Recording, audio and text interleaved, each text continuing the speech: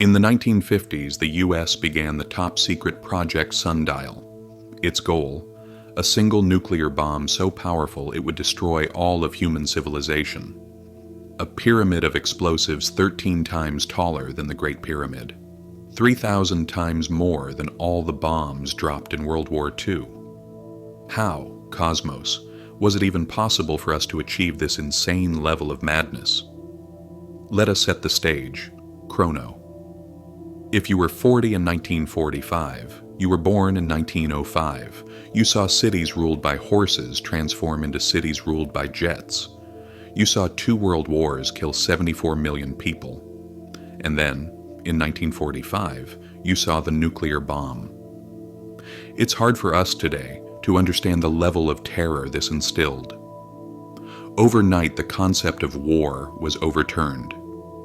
Nations without that power would be trampled. There was one brief moment, Chrono, where it all could have been stopped. In 1946, the US proposed the Baruch Plan. They promised to get rid of their atom bombs, share nuclear technology, and set up an international authority to ensure no one ever built such weapons again. But the military advantage was too great to let go. Just 3 years later, the Soviet Union detonated their first atom bomb. Shock turned into fear, and fear makes people do crazy things. The nuclear arms race began. In 1946, there were 9 nuclear bombs. By 1960, there would be 20,000. It was a strange, wasteful game of creating more and more horror, fueled by fear. And one man knew how to make nightmares real. His name was Edward Teller, a brilliant physicist who helped build the first bomb, but felt it was not powerful enough. He urged that larger bombs were the answer. Even in the 1950s, many scientists were appalled by his ideas. When the Soviet Union detonated their first atom bomb in 1949, Teller got his blank check. He created the hydrogen bomb, a weapon so powerful it needs a regular atom bomb just to trigger it. It is a nuke, the first stage, next to a capsule of fusion fuel, the second stage. When the atom bomb is detonated, it releases ungodly amounts of X-rays, channeling them onto the capsule. The capsule's surface explodes, pushing inward, compressing the fusion fuel so violently that for a brief moment it simulates a star. When tested in 1952, it instantly erased a Pacific island from the map. 2 years later, a bigger one, 1,000 times more powerful than Hiroshima. Total human annihilation became very real. Teller celebrated, but he insisted it was still not enough. This, Chrono, is where our story diverges. The Americans under Teller chased a theoretical world ender. The Soviets in parallel built something terrifyingly real. The Tsar Bomba, the king of bombs. The Tsar Bomba, detonated in 1961, was the largest bomb ever exploded. It was 3,300 times more powerful than Hiroshima. It proved that city killers were now continent killers. This brings us back to Teller and his dream of a bomb of unlimited power. When the Soviets detonated their H-bomb, it sparked a new wave of fear in the US. This is where we get the top-secret Project Sundial, the bomb to make all other bombs irrelevant. The final bomb. Teller skipped right to the end. He wanted to build a world destroyer, something so breathtakingly destructive that it made no sense to continue playing. Almost everything about Project Sundial is still classified. Work on it began and tests were planned. We know it would not be dropped.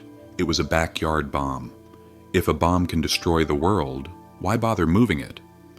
The rationale was the ultimate deterrence. If you attack us, we will destroy the world. From what we know, Sundial would have weighed at least 2,000 tons, exploding with the power of 10 billion tons of TNT. A number so big it doesn't mean anything. Let us make this graphic. If we exploded in Nevada, a fireball of pure energy appears, 50 kilometers in diameter.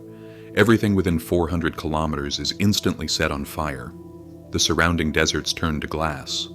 A magnitude 9 earthquake shakes the United States. The blast wave is followed by toxic death clouds that shroud the world. Sundial is not a nuclear war. It is an asteroid strike. It would trigger an apocalyptic nuclear winter. Global temperatures drop by 10 degrees. Crops fail everywhere. Most people in the world would die. The good news is that Sundial was never built. Scientists reacted with horror, politicians with disbelief. Even the US military thought this was a bit much. Building it was considered a crime against humanity. And it had other problems. A single apocalypse weapon leaves you no wiggle room. Would you end the world if enemy soldiers crossed a distant border? Would you kill your allies with the bomb that is meant to protect them? But the elephant in the room, the philosophical problem, is this. Humanity still kind of did build it. At the peak of the Cold War, we had 70,000 nukes. Today, we still have 12,000, enough to destroy human civilization.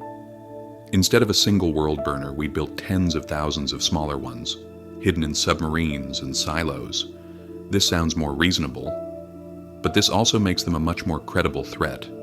Because if people feel they can risk setting off a smaller nuke, they might actually get launched. Humanity didn't build a Doomsday Bomb. We built a Doomsday Machine. Today, the world may be on the verge of another nuclear arms race. The story of Chrono, history, shows our obsession with finding the ultimate weapon. The story of Cosmos, science, shows that we found it. We have escaped the existential threat so far, but we must ask ourselves if we really want to be ready to destroy ourselves at a moment's notice.